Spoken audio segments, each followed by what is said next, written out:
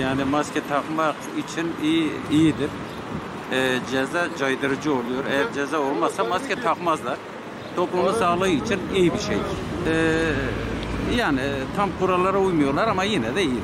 Yani canımızdan kıymetli değil doğrusunu söylemek gerekirse. Yani çok sağlıklı buluyorum ve yerinde buluyorum. 126. Canımızdan olacağımızda malımızdan olmamız daha iyi. Ben öyle düşünüyorum.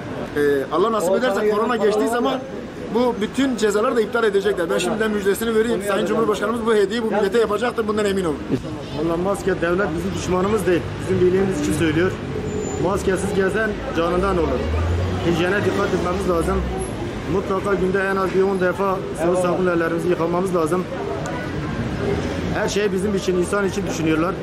Onlar da razı değil ki böyle bir hastalığın çıkıp da milleti bu kadar sıkmaları. Abi aslında mantıklı bir uygulama. Zaten yani bu yasak gelmeden önceki görünüşle şu anki görünüş çok farklı. 9 lira cezayı gören maskeyi direkt ağzına takmış. Çok yararlı olmuş. Ondan önceki günlere bakarsanız zaten durum ortadaydı abicim. Kimsenin ağzında maske yok. Bundan dolayı bence gayet başarılı ve kararlı, güzel bir uygulama olmuş. Şu an gerçekten maskeli uygulama gerçekten güzel bir uygulama ama çevrede herhangi bir polis, emniyet güçleri yok. Maske uygulaması herhangi bir polis yapıyor. Burada çocuklar, gençler, yaşlılar hepsi dışarıda.